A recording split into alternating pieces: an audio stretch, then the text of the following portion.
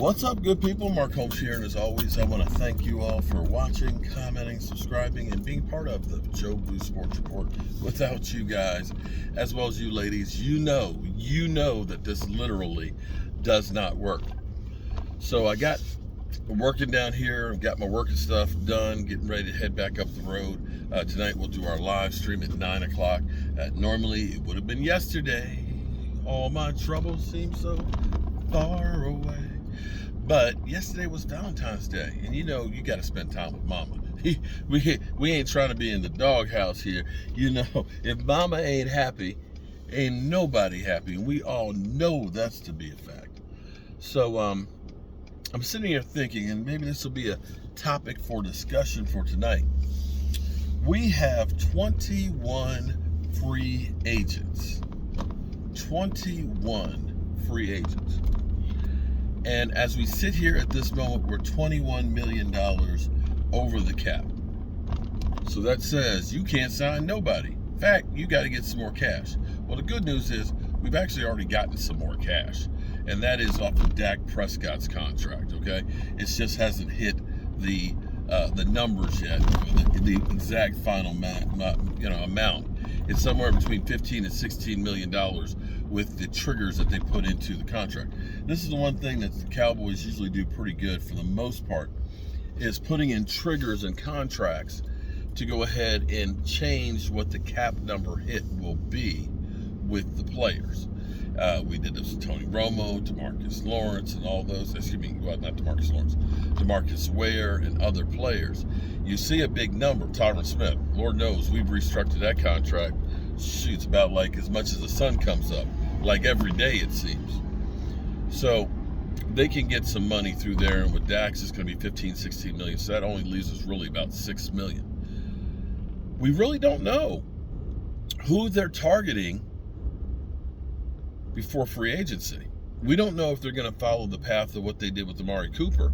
You'll remember Amari Cooper's contract, they let go out. He went out and tested the market. Washington wanted him. Washington actually offered him more money than what we ultimately ended up paying him to stay in Dallas, which is crazy.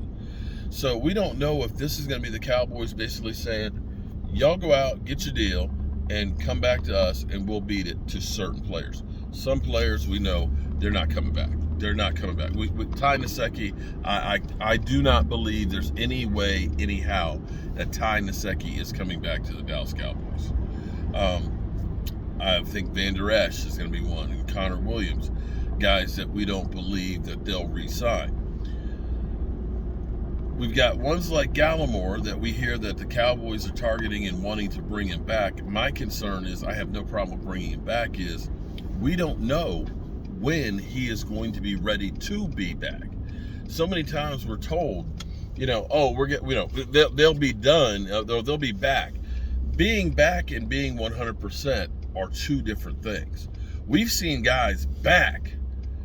Dak was back, but I don't think that Dak Prescott was 100% in any stretch of the imagination here. I think Dak still had some recovering that his body still needed to do. And I think he'll be even better next year. So yes, he was back, but was he really a full go? I don't think he was. That's just my own personal opinion.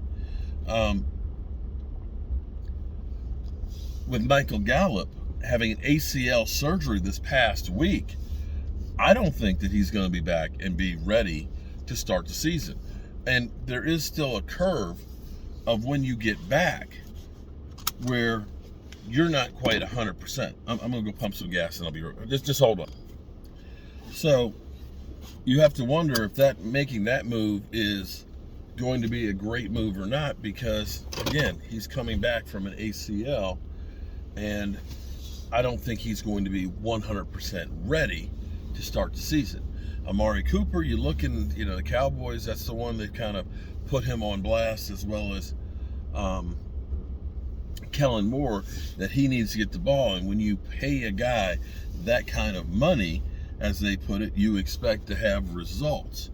So that's the big question mark that's right there. But when Amari Cooper produces, he produces. And as far as an injury history, he has nagging injuries, but he always seems to stay on the field. And when you take that same logic of them talking about when you pay somebody a lot of money, Demarcus Lawrence comes to mind, because the numbers and the production, I don't know, is going to be in line with the $27 million cap hit next year. Let's be clear. It's $27 million cap hit. That's going to be about $9 million more than your quarterback. And that's one of those ones where you may look at them and they say, let's trim the fat. The thing about us Cowboy fans, and I think Jerry Jones to some degree as well, is we always get scared of change. We get scared of saying, we can't let this guy go. But I dare say, when I look back, I'd like to point back to 2013, where our defense was terrible. And we ended up losing the three best pieces on the defense. The three best pieces. Meaning we lost DeMarcus Ware to free agency. We ended up losing Jason Hatcher, who came off an 11-sack season. We ended up losing Sean Lee to a knee injury. And we went from 32nd in total defense to 19. You look at the Cincinnati Bengals, who ended up bringing in 7 new starters on defense. They were in the Super Bowl. And even with us this past year, we ended up having about 6 or 7 new starters on defense, and that defense turned the page. And having a guy like Dan Quinn, I think he's going to be able to find the right guys that he needs to use his system. So you start looking and saying, yeah, DeMarcus Ware has still got some tread on the tires. Maybe there's a trade value right there. We could get something for him. Although the contract to me is prohibitive. People will say, trade Zeke, get rid of Zeke. Unfortunately, Zeke's contract is not one that you can do anything. There's nothing you can do with Zeke Elliott's contract except for restructure him. He's an $18 million cap hit, and you can cut him if you want to. But the reality is if you cut him pre-June 1st, it's a $30 million dead money, which puts you in worse space. Even if you make him a post-June 1st cut,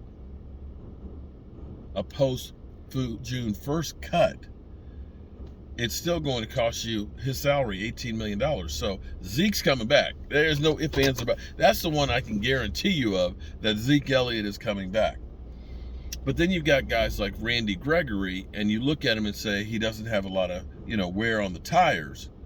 He's in, relatively great shape because he hadn't had all those years of playing because of the weed issues. And hell, he may be preserved even better because of being able to smoke weed, for all we know.